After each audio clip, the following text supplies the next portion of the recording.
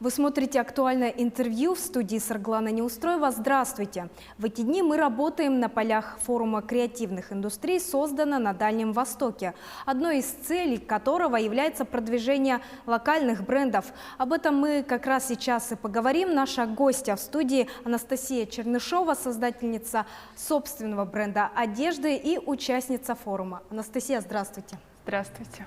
Расскажите, пожалуйста, во-первых, о своих впечатлениях от форума. Первые 2 дня прошли. Как они для вас, собственно, прошли? На самом деле, я во второй раз на форуме. Первый раз я была в Хабаровске в прошлом году, и я уже изначально ехала с некоторым предвкушением и примерно понимала, что здесь будет происходить и как активно каждый день будет идти. Вчера у нас было открытие, я представила бренд Чукотки, бренды других дизайнеров, не только свои, именно от региона выступила как дизайнер. И это было очень волнительно. Дальше у нас была сессия, направленная на тему культурного кода. Мы очень интересно пообщались с именно творческими индустриями.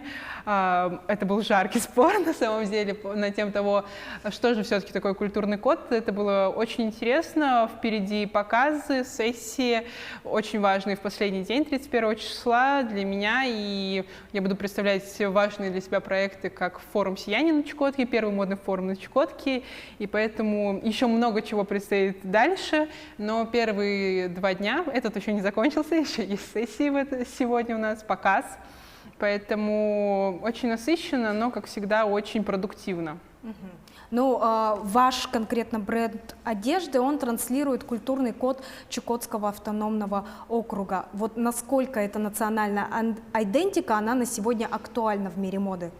Однозначно она все больше и больше набирает обороты, потому что мне кажется, что потребитель уже устал от просто бесконечного, бессмысленного потребления, и я уже вижу по клиентам, когда ты рассказываешь историю, что здесь не просто, условно, белая футболка, а когда ты закладываешь какие-то смыслы, потребитель уже очень сильно кайфует, он хочет видеть смысл, видеть глубину. Вчера буквально рассказывала на культурном коде, что, мне кажется, успех брендов, которые посвящают себя культурному коду, получается от того, что человеку очень сильно откликается. То есть у меня есть изделия, которые посвящены тундре, темельскому петроглифу и так далее. И вот когда ты затрагиваешь у клиента его глубинные струнки души, именно тогда он говорит: я буду твоим клиентом, я останусь с тобой, потому что это моя душа, и мне это откликается. И мне кажется, за счет того, что мы попадаем в самое сердце, такие локальные маленькие бренды, у нас получается чуть-чуть потихонечку расти, потому что это делается с душой в первую очередь.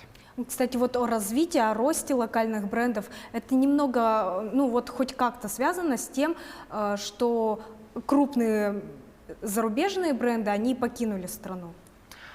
Но на самом деле, что касается именно культурного кода, мне кажется, что нет. Если мы говорим все-таки про большие бренды российские, и когда, конечно, ушли большие мировые бренды, когда там уже изначально были неплохо стоящие на ногах бренды, безусловно, нашим брендам большим стало легче двигаться, но с точки зрения маленьких локальных, мне кажется, что этот путь, он такой все-таки очень индивидуальный у локальных брендов, очень свой, и я не могу сказать, что когда я узнала, что ушли мировые бренды, у меня резко возросли прям продажи от того, что... Потому что у меня там нет еще до сих пор шоурума, на Чукотке, в аэропорту. У меня есть, где представлен бренд, мы сейчас разрабатываем локацию, чтобы уже в городе Анадыре был. То есть это чуть-чуть разные игроки рынка, понимаете? Поэтому для меня, наверное, не могу сказать, что сильно повлияло. А вот для больших брендов, думаю, это был большой старт и большая возможность идти вперед без каких-то больших конкурентов. У вас, как у представительницы локального бренда, и всего округа здесь на форуме, есть какая-то принципиальная позиция по поводу того, где одежда должна отшиваться? На самом деле это очень сложный вопрос, потому что, безусловно, я очень хотела бы, чтобы все, что я произвожу, делалось внутри региона. Но тут мы сталкиваемся, конечно, с такой уже глобальной, не хочу назвать это проблемой, но все-таки северный регион — это достаточно сложные регионы, и даже с точки зрения логистики, то есть что у нас есть только возможность привезти в летний сезон по доступным ценам, не самолетам какие-то вещи, это, конечно, затрудняет многое производство, но вот как раз-таки для того, чтобы была возможность все-таки сделать большое, хорошее производство внутри региона, был создан форум «Сияние». Почему мне вообще пришла такая идея? Потому что внутри региона у нас есть колледж, где детей обучают швейному ремеслу, конструированию, и как раз-таки дети не очень понимают, куда им дальше двигаться, нет какой-то стратегии пути, и очень хочется благодаря форуму вдохновить их, показать, куда можно двигаться, что дизайн одежды — это не только дизайнер или не только эскизы, что это и конструктор, это и швея, это и технолог, потому что, чтобы создать действительно качественный продукт, который будет хотеться одеть, чтобы он был на уровне большом, это действительно большая команда создает. То есть, и, конечно, хочется, чтобы внутри региона росли специалисты, и они оставались внутри региона и поддерживали и создавали очень крутые продукты. У нас есть уже бренды локальные, да, такие мерчевые. Вот у меня именно не мерч бренд, а именно такой больше про повседневную одежду, но есть и мерчи, и как бы хочется, чтобы этого становилось больше внутри региона, мы больше могли представлять уже такой полноценной одежды именно, которая будет развиваться и носибельно, чтобы внутри региона не приходилось заказывать что-то, а можно было пойти в магазин и купить именно то, что произведено на Чукотке. А какие у вас планы по поводу якутских брендов? Вы уже ознакомились с нашими дизайнерами? У меня в планах сходить в ЦУМ, потому что на форуме есть маркет. Ко мне подошли непосредственно владельцы шоурума в ЦУМе. У нас, конечно, они мне сразу предложили возможность выставиться на ваших площадках. Мы сейчас будем вести эти переговоры, мы обменялись контактами. Так как форум очень насыщенный, я еще сама не дошла до ЦУМа, но я уверена, что площадка классная. Мои многие друзья там с Владивостока уже сходили, сказали, надо идти. Очень идут на контакт владельцы данного бизнеса, и поэтому, конечно, я думаю, что дальше мы будем развиваться и выставляться, и чукотские бренды будут уже у вас тоже представлены. Это было бы невероятно круто. Вот, кстати, о сотрудничестве. Форум — это отличная площадка для Да. того, чтобы наладить связи. Есть уже какие-то планы на коллаборации, может, даже если не с якутскими дизайнерами, а может, с какими-нибудь другими, не обязательно дизайнерами, но теми, кто работает вот в этой индустрии креативной? Я знаю, что коллаборации идут в киноиндустрии. Вот от нашего тоже у нас «Золотой ворон» есть на Чукотке. Фестиваль, кинофестиваль. Но, наверное, с точки зрения моего бренда, за другие бренды я говорить не могу, у меня пока только начинается путь, и мое личное представление о коллаборациях — это когда ты уже стоишь хорошо на ногах и можешь, чтобы это было взаимоинтересное сотрудничество, когда у тебя есть своя уже хорошая такая горячая аудитория, и есть у другого бренда своя аудитория, и когда вы в матче создаете что-то, пока я не чувствую свою уверенность, что у меня есть такой плацдарм, чтобы кому-либо предложить подобную коллаборацию. Но в дальнейшем я, конечно, с большим удовольствием предложила бы подобные проекты, потому что на Чукотке уже у нас есть имя, и, конечно, мы делаем коллаборации с костерезами, то есть мастера-костерезы делают там украшения, вот лимитированно мы делали очки такие, очень интересные, но сразу разлетелось, поэтому сейчас они пока в производстве, потому что это ручная работа.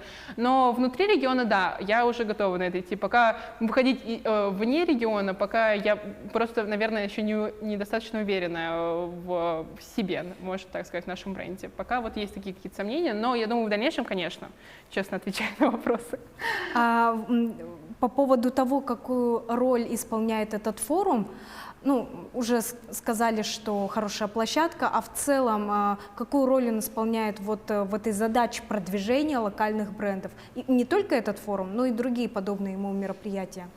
Ну, мое личное мнение, что все-таки это форум для как раз-таки предпринимателей, и если мы говорим о какой-то прям прямой рекламе, здесь такого нет. Здесь идет именно обмен опытом, знакомство с комьюнити, то есть мы, например, встречаемся с теми же дизайнерами бренда, обмениваемся какими-то контактами, обмениваемся опытом, обмениваемся ошибками, которые у нас были там. Что касается даже базового нанесения принта, мы там вчера разговаривали, обсуждали, как лучше, где лучше.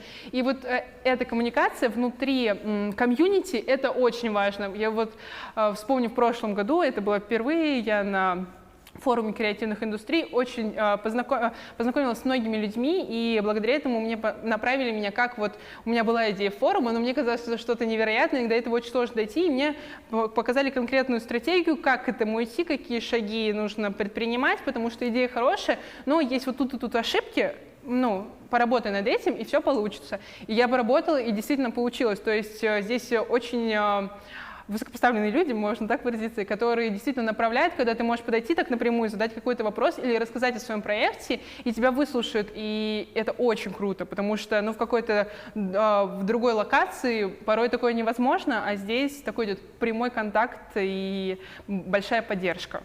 А с какими трудностями сталкиваются начинающие дизайнеры, которые вот особенно движутся не в сторону масс-маркета, а именно вот своего, чего-то очень стилизованного, национального? Ну, наверное, одна из тоже таких сложных — это правильный маркетинг. Правильный маркетинг, когда ты творец в первую очередь, это все-таки про серьезную стратегию. И к этой стратегии ты приходишь не за один день и не за два. И как раз сессии, которые здесь есть, которые мы посещаем, очень много об этом рассказывают. Правильно выстроить стратегию, показывают кейсы уже, которые успешные, неуспешные. Ты как раз-таки, знаешь, на таком в лагере, где тебе очень много дают информацию, ты после вот этой командировки сюда приезжаешь, у тебя вот такая вот голова, и ты такой, так, это теперь нужно все переосмыслить, положить по полочкам и понять, куда ты дальше двигаешь. То есть сразу приходит очень большой поток информации, разноплановый. Это вот маркетинг, я сказала, как одну из историй, также по производственным моментам, также по презентации проектов, да, когда ты хочешь заявить о каком-то проекте, и здесь есть огромная возможность заявить о нем, но и также у тебя есть возможность и услышать обратную связь сразу, в тот же момент, не когда ты там ждешь, да, отправил куда-то презентацию и ждешь ответа, а здесь прямая сразу идет ответ по поводу твоей идеи, по поводу, как же ее исправить или где доработать, очень быстрый ответ идет, и ты уже двигаешься дальше. То есть, проекты-то разные у всех, поэтому у каждого своя будет такая ниша. Ну, пожелаем удачи во всех ваших начинаниях и вашим коллегам также. Это было актуальное интервью. До встречи.